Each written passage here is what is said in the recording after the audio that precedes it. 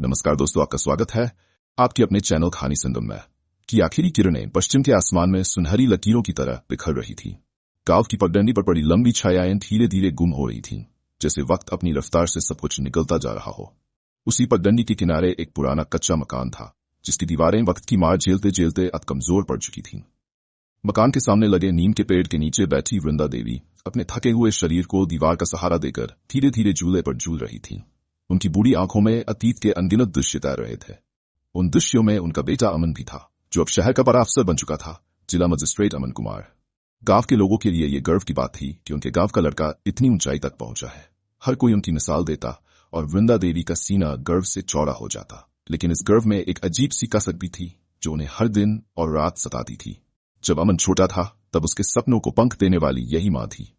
कितनी रातें बिना खाए गुजारी थी ताकि बेटे की किताबें आ सकें। पति की असमय मृत्यु के बाद उन्होंने अकेले ही अमन को पाला था। दूसरों के खेतों में काम करके, दूसरों के घरों में झाड़ू पोछा करके उन्होंने अपने बेटे को पढ़ाया, उसे बड़ा आदमी बनाया। और आज वही बेटा दूर शहर में बड़े बंगले में रह रहा है, जहां शायद मां के लिए जगह नहीं बची। अमन ने बहुत कम उम्र में ही यह ठान लिया था कि उसे बड़ा आदमी बनना है। गांव की तंग गलियों और अभावों से निकलकर उसने ऊंचाइयों को छू लिया। वह डीएम बन गया, शहर का सबसे ताकतवर अधिकारी। लोग उसकी इज्जत करते थे, उसके आगे पीछे सलाम ठोकते थे। लेकिन सफलता की इस दौड़ में कहीं न कहीं वह अपनी जड़ों को भूलता चला गया। वह यह भूल गया कि उसके जीवन की नींव उसकी मां की मेहनत और त्याग पर टिकी है। वृंदा देवी की आंखों के कोनों में आंसू उभर आए, लेकिन उन्होंने बड़ी कुशलता से अपने आंसुओं को आंचल में छुपा लिया। उन्हें याद आया वह दिन जब अमन पहली बार शहर गया था पढ़ाई के लिए। विदा करते समय उसने कहा था, मां, मैं बड़ा अफसर बनकर लौटूंगा और तुम्हें इस गांव के कच्चे घर से निकालकर बड़े बंगले में रखूंगा। उस दिन उसकी आंखों में सपने और होठों पर मुस्कान थी, और वृंदा देवी ने उसी मुस्कान को अपने जीवन का संबल बना लिया था। लेकिन वक्त बदला। अमन की जिम्मेदारियां बढ़ी, उसकी व्यस्तताएं बढ़ी, और मां के लिए वक्त कम होता गया।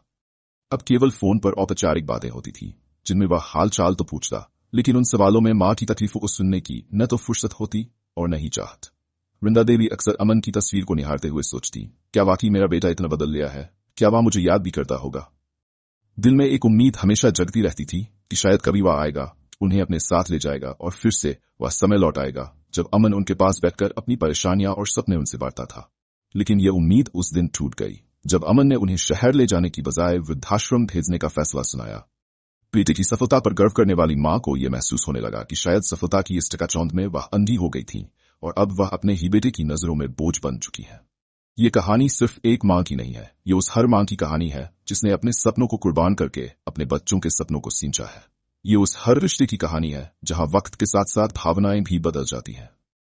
वृंदा देवी की जिंदगी एक ऐसा आईना है जिसमें आज की दौड़ती भागती दुनिया की सच्चाई झलकती है। पर क्या वाकई रिश्ते इतने कमजोर हो सकते हैं?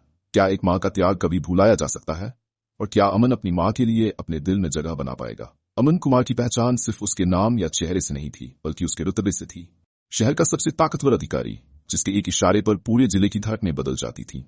लाल बत्ती वाली कार, पुलिस के सायरन और चारों तरफ सलाम ठोकते कर्मचारी, ये सब उसकी दिनचर्या का हिस्सा बन चुके थे।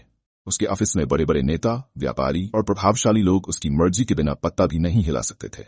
अमन का यह ओहदा उसकी कड़ी मेहनत और लगन का नतीजा था। लेकिन इस सफलता की कीमत उसने किस रूप में चुकाई, इसका अंदाजा शायद उसे भी नहीं था। वह बचपन से ही महत्वाकांक्षी था। गांव की तंग गलियों और सीमित संसाधनों ने उसे बड़ा सपना देखने की प्रेरणा दी थी। मां की तपस्या और संघर्ष ने उसके भीतर आग भर दी थी। जब वह गांव से निकला था तो उसकी आंखों में बड़े बड़े सपने और मां के चेहरे पर विश्वास की चमक थी। वह जानता था कि उसकी मां ने कितनी कुर्बानियां दी हैं, अपने सपनों की, अपनी खुशियों की, और यहाँ तक कि अपनी सेहत की भी। लेकिन समय के साथ साथ उसकी प्राथमिकताएं बदल गई। शहर की चकाचौंध, ऊंचे बंगले, महंगी गाड़ियां और ऊंचे पद ने उसे एक अलग ही दुनिया में ला खड़ा किया था। वह भूल गया था कि उसके सफर की शुरुआत उस कच्चे मकान से हुई थी, जहां मां हर रात उसे पढ़ाई में मदद करते खुद जमीन पर सो जाया करती थीं। वह यह भी भूल गया था कि उसके लिए नए कपड़े खरीदने के लिए मां ने कितनी बार अपनी पुरानी साड़ी को बार बार सिलकर पहना था। जब वो डीएम बना तो पहले कुछ महीनों तक वह मां को फोन करता रहा, उन्हें अपनी सफलता की कहानियां सुनाता, और मां हर बार गर्व से फूली नहीं समाती। गांव में वह अपने बेटे की तरक्की की कहानियां सुनाकर सबको बताती, मेरा अमन अब बड़ा आदमी बन गया है, शहर का कलेक्टर है।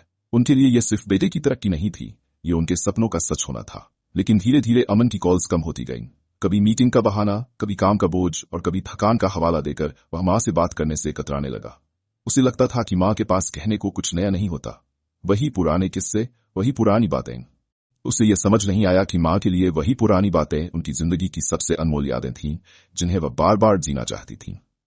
समय के साथ अमन के जीवन में न केवल व्यस्तताएं बढ़ी बल्कि जिम्मेदारियां भी बढ़ी। शादी के बाद तो जैसे उसका जीवन पूरी तरह बदल गया। उसकी पत्नी स्नेहा, जो शहर की एक नामी परिवार की बेटी थी, आधुनिक जीवन शैली की आदी थी। उसे गांव के तौर तरीके और पुरानी परंपराएं अजीब लगती थीं। अमन को यह बात अच्छी तरह पता थी और इसलिए वह अपनी माँ और पत्नी के बीच की खाई को कभी पार नहीं पाया। वृंदा देवी को जब पहली बार पता चला कि अमन की शादी हो गई है तो वह खुशी से झूम उठी थी।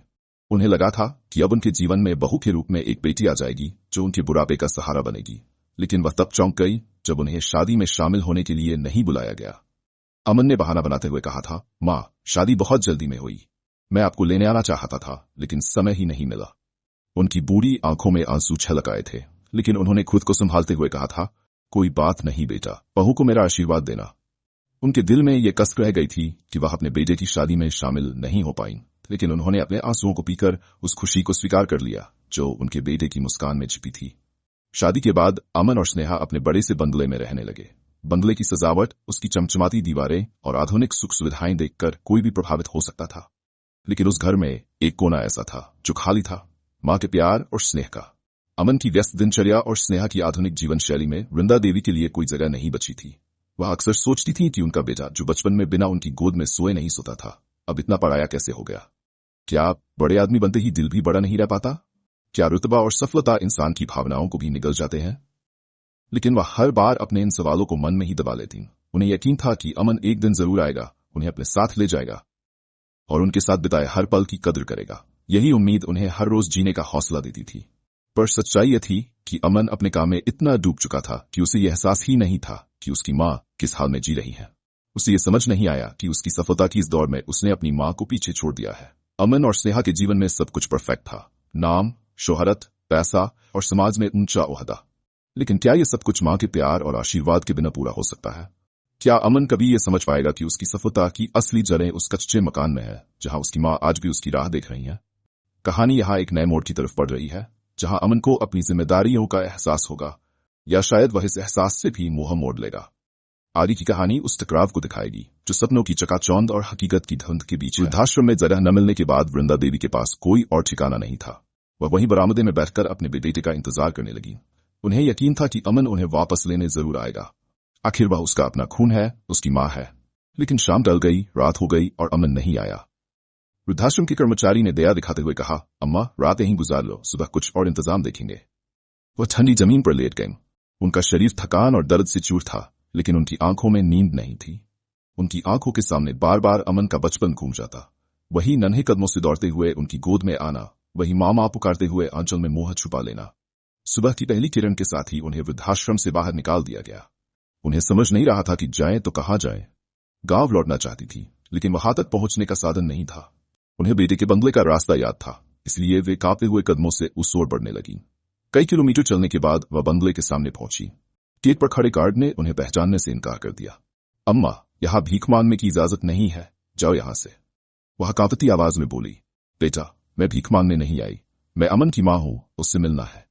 गार्ड ने हंसते हुए कहा, डीएम साहब की माँ? कोई मजाक कर रही हो क्या? चलो भागो यहाँ से। वो गेट के बाहर बैठ गई, सोचती रही कि अमन को कैसे बताएं कि वो बाहर इंतजार कर रही हैं। फिर उन्होंने साड़ी के कोने में बदी गांठ खोली और कांपते हाथों से पुराने पर्स में रखा एक कागज का टुकड़ा निकाला।